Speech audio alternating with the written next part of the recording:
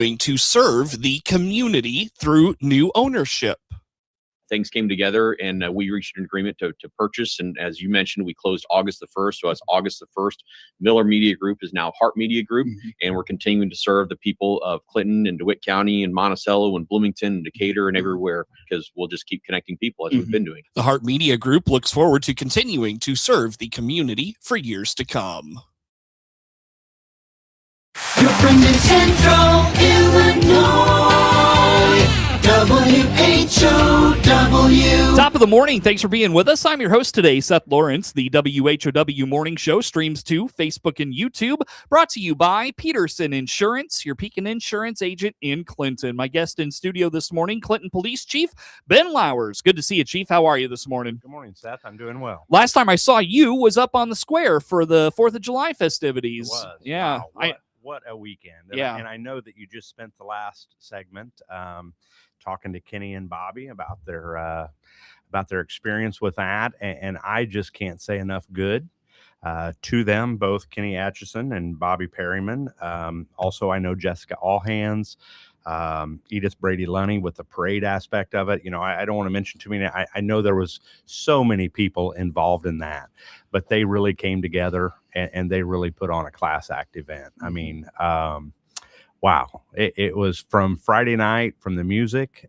You know, we had multiple throughout the weekend, a combination of local talent and then some talent that was brought in, and just the activities, the contests, just the themes of everything. What a celebration. And I can't say enough good. Being born and raised here and holding that community pride for Clinton as I do, to see what they put together and the celebration for our community was just phenomenal. And I can't thank them enough. And I'm excited to see what that group and all of their volunteers and their enthusiasm has in store for the future as well. So agreed. It was just absolutely fantastic. I can't say enough good about it. Totally. You know, like I said, from the music, the parade, the different contests and the food vendors and things of that nature. But I came up Sunday morning and I don't know that you could have gotten another lawn chair on the center of the square for the community church service. You know, just from beginning to end and finishing out with a great display of fireworks there Sunday night. What a fantastic event. And again, I'll go on and on about that. So very happy for them. Proud of them and what they brought our community. They really put it together. Totally. You know, also that weekend, Chief, I know, and somebody I'm sure you've worked with closely over many years, Tom Edmunds. He passed away, our longtime city council member. He was a mayor in a couple stints. You know, just one of those guys that would probably really have enjoyed what he saw on Saturday. You know, I was fortunate to have the opportunity to lead the parade on Saturday morning and had been in close contact with his family over the previous couple of days and literally driving past his house there and his family on the porch. That was kind of a moment for me. I know that Tom, no one bled the city of Clinton any more than Tom Edmunds did over the course of 50 years and more than 40 years, I think, on the city council. Just a wonderful man.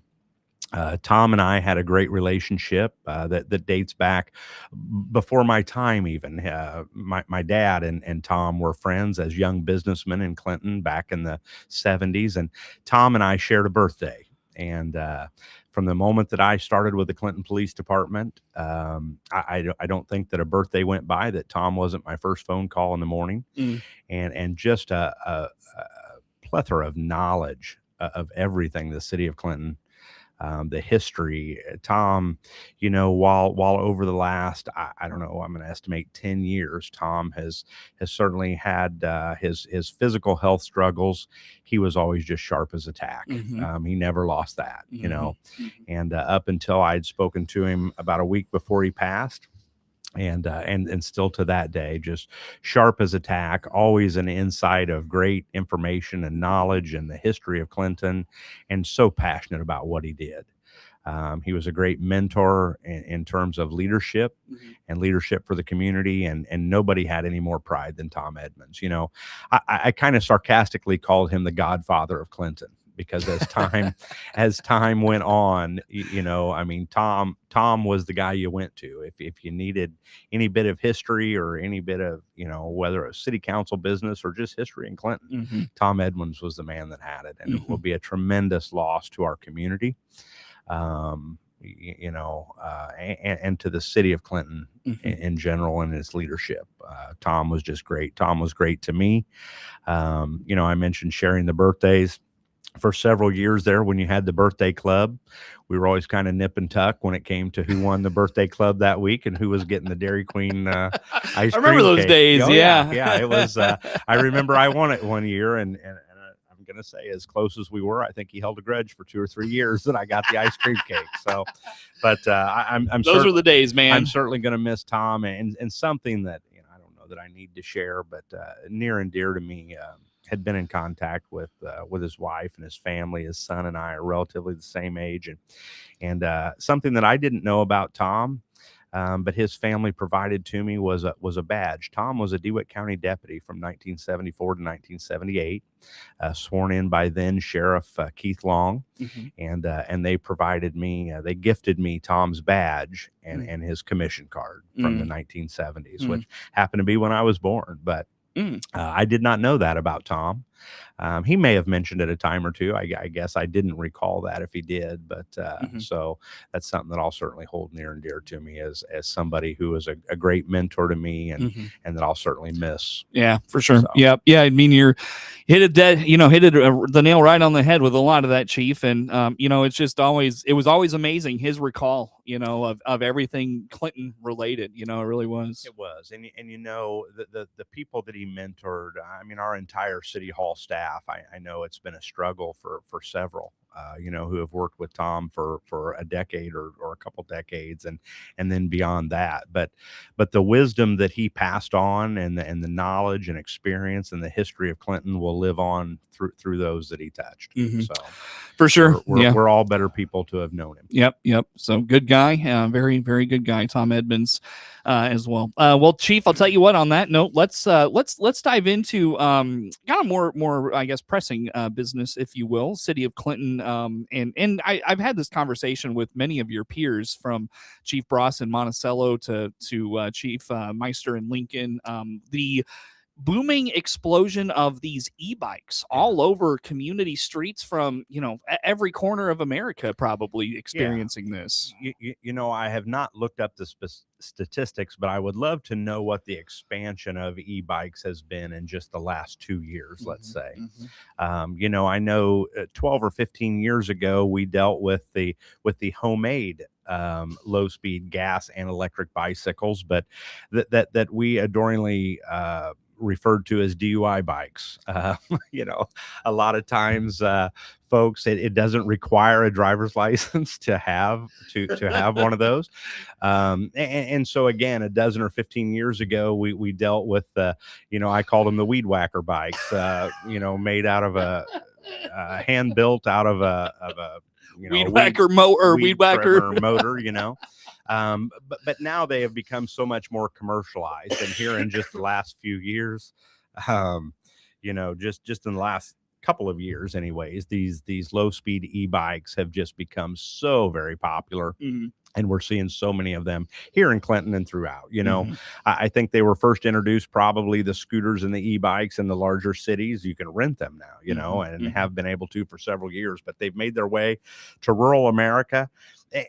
And I would venture to guess, Seth, that is probably the number one complaint that I hear from the public as of late, is the amount of e-bikes. But what I want to talk about is, and we'll touch on the legalities of what an e-bike is and where they're authorized and what goes along with that. But the biggest issue that we have is the operation of an e-bike. Okay. An e-bike, there's 3 classifications of electric bicycles, low speed electric bicycles, all of them under a 750 watt motor. Class 1, A class 1 e-bike is a motor that provides pedal assistance up to 20 miles per hour when the motor shuts off.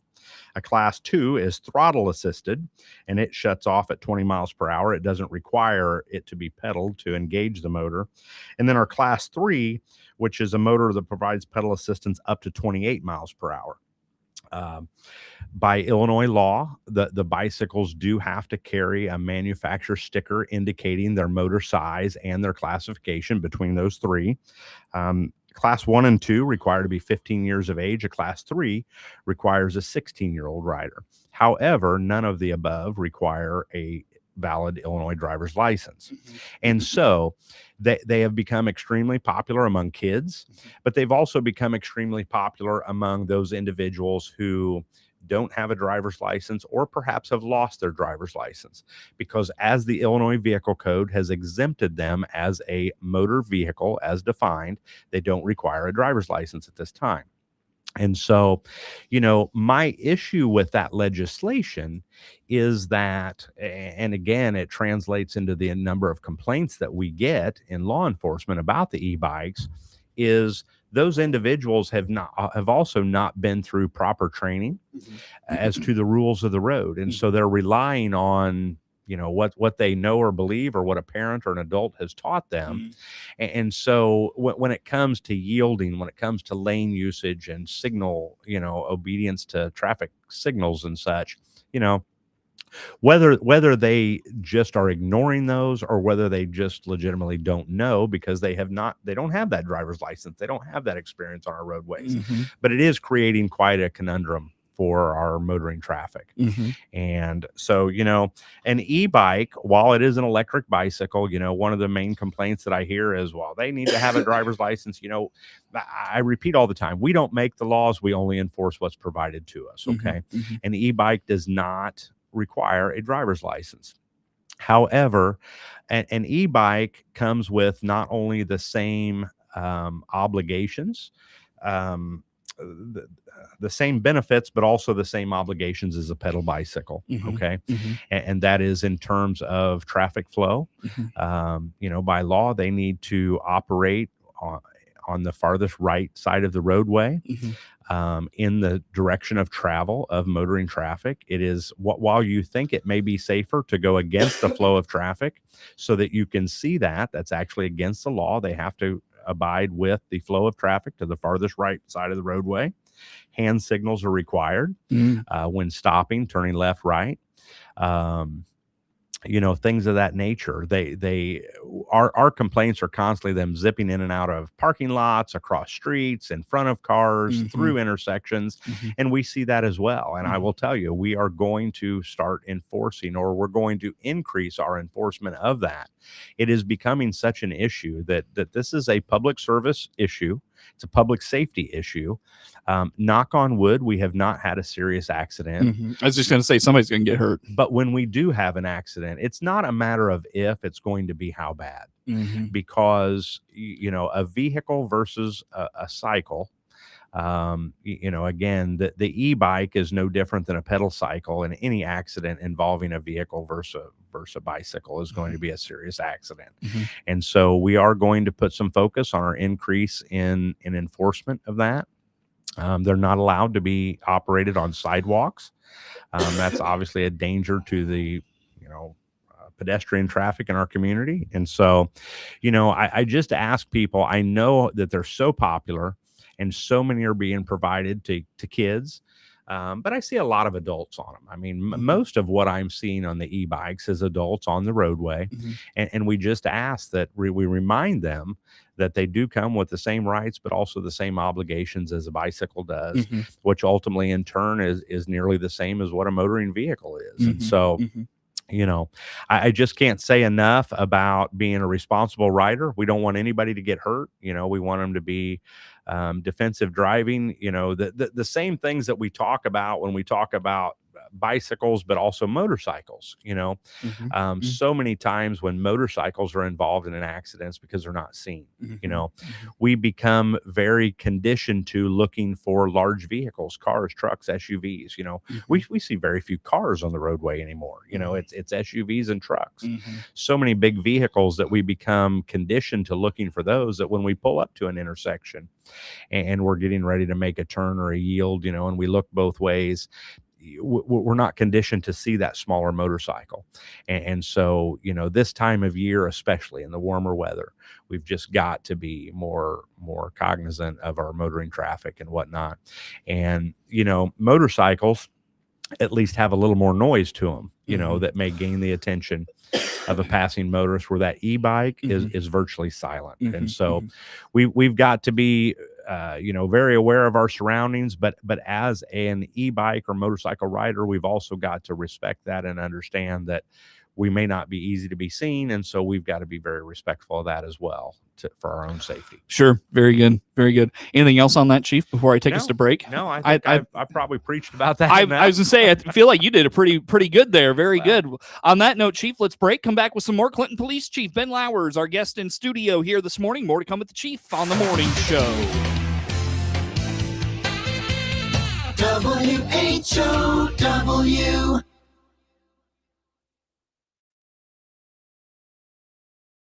Let's check the markets now on the RFD Radio Network. I'm Jim Taylor. Corn and beans lower, wheat trading higher at this hour. September corn down 3.5, 437.5. December corn 459 3/4, down 3.5. March corn 474 3/4, down 3 3/4. August beans down 3.5, 1193 1/4. September beans down 4, 1181 1/4. November beans 1191, down 3 3/4.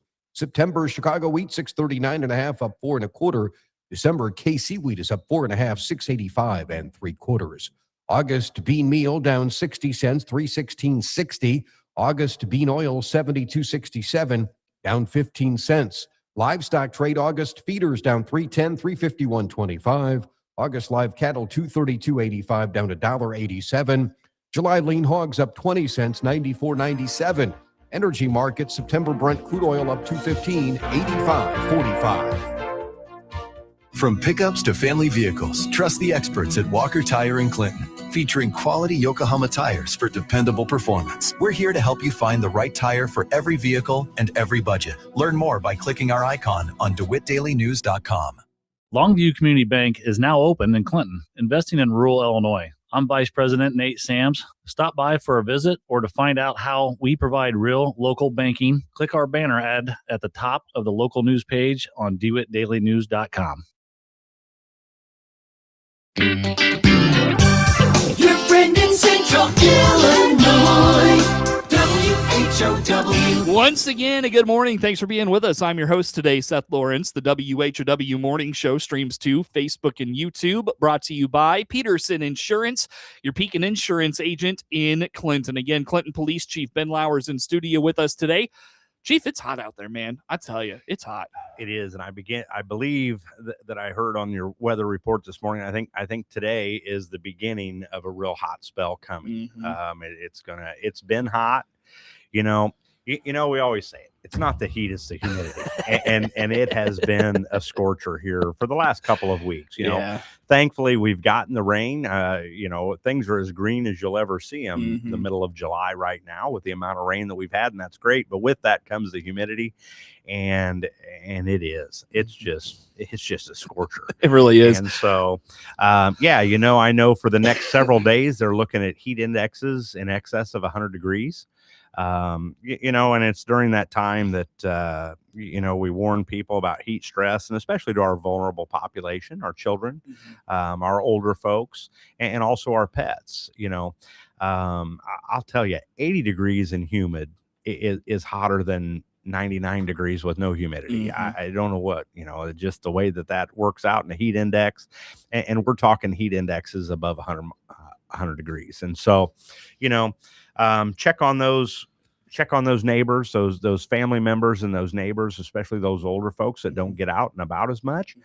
Make sure that we're checking on those, that they're staying plenty cool, staying hydrated. If you have to work outside, hydration is such an issue in weather like this, and avoid extra strenuous activity and prolonged exposure.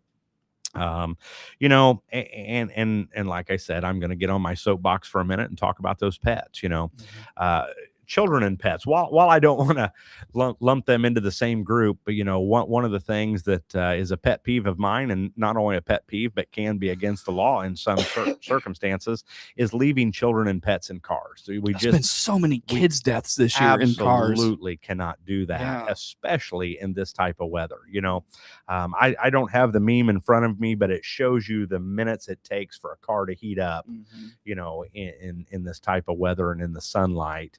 And it's not a lot. It's astronomical, the degree of heat that a car can attain within just a matter of minutes. And so leaving pets in cars, kids in cars, whether just to run into somewhere for a quick errand, we just can't be doing that. Okay. So leave the pets at home where they can be cool. Take your children in and out of the car with you. And you know what? If that's too much effort, there is nothing that is worth the health and safety of a child and leaving them in a car. So, you know, if you see that type of thing, we ask you to call. You know, if you see a child or a pet that you believe is in distress, we absolutely want you to make that call to us and let us come mitigate those circumstances. So just be safe. You know, we're in Illinois. We're in central Illinois in the Midwest. If you don't like the weather, hang around a few days. It's bound to change.